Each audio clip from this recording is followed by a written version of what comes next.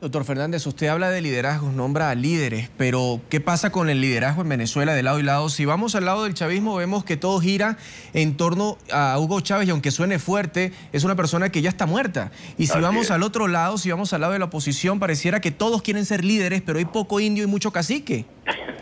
Pues yo creo que hay que hacer un gran esfuerzo de modestia, dejar los protagonismos a un lado, dejar las vanidades personales y los proyectos personales a un lado, y trabajar por un proyecto común que sea capaz de unirnos a todos los venezolanos.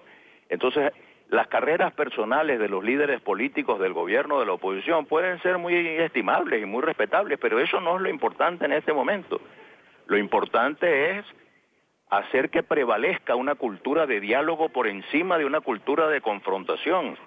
Durante 15 años, la estrategia de los señores que están en el gobierno ha sido la de confrontar, dividir a los venezolanos. Y a veces sectores de la oposición le han hecho el juego a esta estrategia y han jugado también a la confrontación. Yo creo que es el momento de levantar una voz muy recia, una convocatoria muy firme, muy sólida, para que encontremos los temas que nos unen a los venezolanos y no los temas que nos dividen, y para trabajar por resolver los problemas puntuales. La inflación se puede resolver, todos los países de América Latina lo han resuelto. No hay ningún país en América Latina que tenga una inflación tan grande como la nuestra. El problema de la inseguridad se puede por lo menos aliviar, se puede disminuir. Yo no pretendo que se resuelva 100%, pero por lo menos se hace un esfuerzo.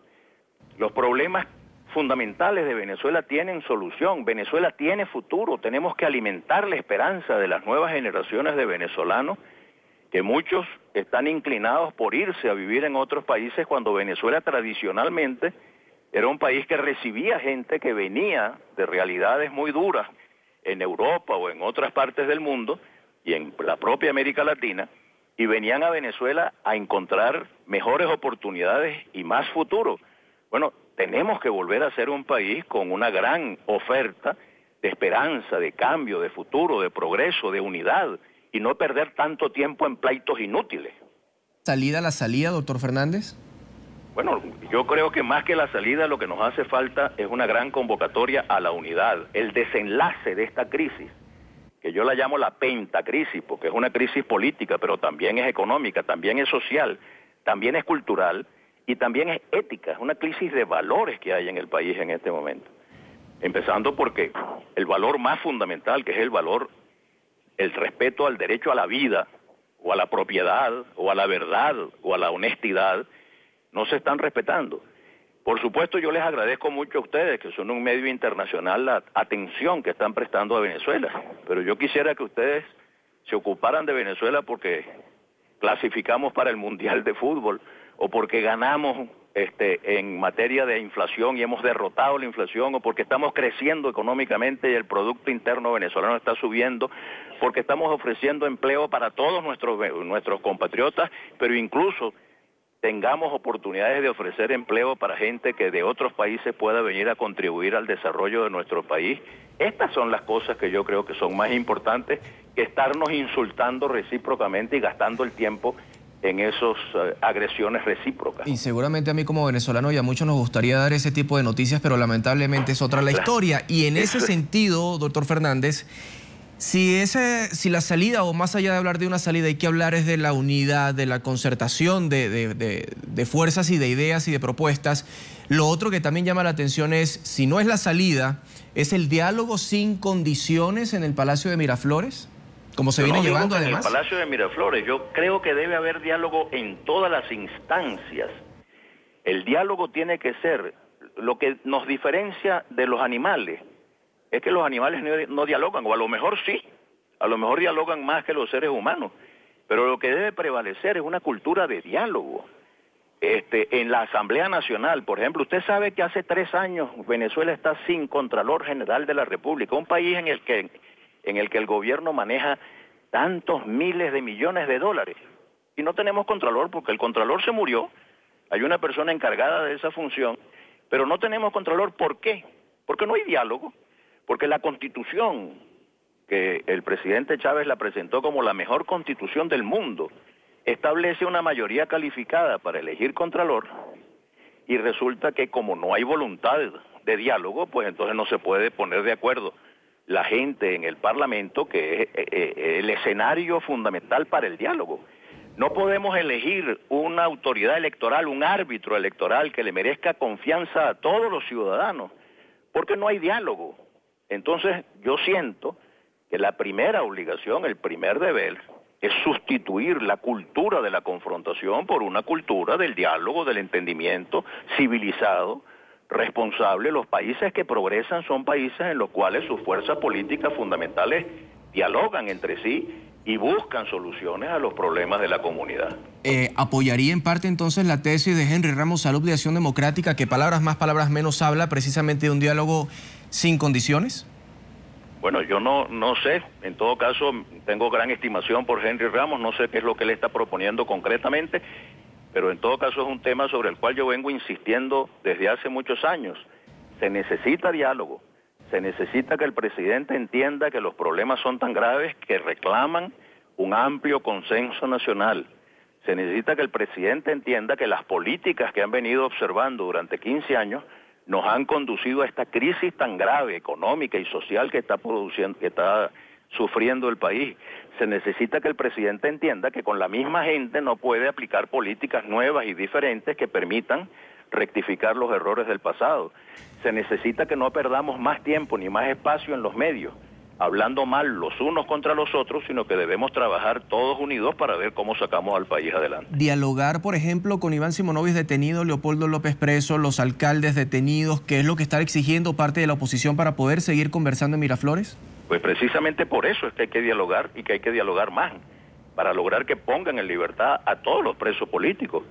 Es una vergüenza también para Venezuela, y aprovecho esta entrevista que usted me está diciendo para decirle al presidente Maduro: estudie la historia de Venezuela. Hubo un presidente, que era un general, por cierto, el general Medina Angarita, que se dio el gusto de decir: soy el primer presidente en la historia de Venezuela que no ha tenido un solo preso político.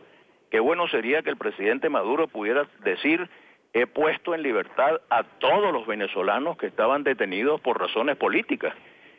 Pongan en libertad a los presos, abran espacios para el diálogo, establezcan mecanismos que permitan discutir los problemas del país, y yo estoy seguro que Venezuela vuelve a ser un factor, una referencia positiva en todo el hemisferio, y volvemos a ser un país que puede ayudar al progreso del continente latinoamericano. Doctor Fernández, ¿cuál cree usted que debe ser en este momento, y si es que está bien hecho el papel de la Mesa de la Unidad Democrática, o debería ser sustituida por otra dirigencia, para muchos incluso hasta más joven? Yo creo que la mesa tiene muchos méritos. La mesa, por cierto, ha estado integrada por mucha gente muy joven. El candidato presidencial que presentó la mesa es un hombre sumamente joven. Los líderes principales de la oposición, de los partidos, son gente sumamente joven. Ahora, yo creo que esa mesa tiene muchos méritos. Yo siempre he cuestionado lo siguiente: creo que la mesa debe ser mucho más representativa. No basta con representar a los partidos políticos, porque los partidos, por cierto, no están viviendo su mejor momento. Entonces hay que darle muchísima mayor representatividad a la voz de la oposición. Y luego debe ser mucho más propositiva. Yo creo que el énfasis tiene que ponerse en proponerle a los venezolanos políticas que ayuden a resolver los problemas, más que en distraerse en contestarle a los trapos rojos que el gobierno sistemáticamente está presentando para distraer a la opinión pública de los problemas fundamentales. Mucho más importante que el debate político partidista es resolver el problema del hambre de la gente, de la situación de pobreza que está creciendo en el país, de la crisis de la educación, de la crisis de la salud, de la crisis de la seguridad. Esos deben ser los temas que deben estar en la agenda de la oposición, en todas sus manifestaciones y en todas sus formas. Doctor Fernández, cuando termino las entrevistas me gusta que por favor me responda, si es posible, en una palabra o en una frase los siguientes enunciados o nombres. Y el primero de ellos sería Mesa de Unidad Democrática. Más representativa y más propositiva. Partido Socialista Unido de Venezuela. Más responsable de la crisis nacional. Ramón Guillermo Aveledo. Excelente persona y un dirigente muy formado y muy preparado. Ramón José Medina. El adjunto de Ramón Guillermo Aveledo. Diosdado Cabello. Una persona que no debería estar en el puesto donde está. Nicolás Maduro. Una persona que por voluntad de la mayoría está en un puesto en el que tampoco debería estar. Hugo Chávez. Un líder muy importante que tuvo Venezuela y que falleció prematuramente y que creo que ha hecho más daño que bien. Leopoldo López. Un líder muy meritorio, con mucha juventud y con mucho entusiasmo. Enrique Capriles. Un gobernador muy competente. Carlos Andrés Pérez. Un expresidente y un estadista importante de la historia de Venezuela. Partido Socialdemócrata Cristiano Copey. Un gran partido con una gran historia y con un gran futuro y un gran porvenir. El Tigre. Un venezolano muy preocupado. Eduardo Fernández es candidato presidencial del Partido Demócrata Cristiano de Venezuela, Copey, en el año de 1988. Sigue activo en la política. Gracias por haber estado con nosotros desde Caracas, Venezuela. Gracias a ustedes. Hasta pronto.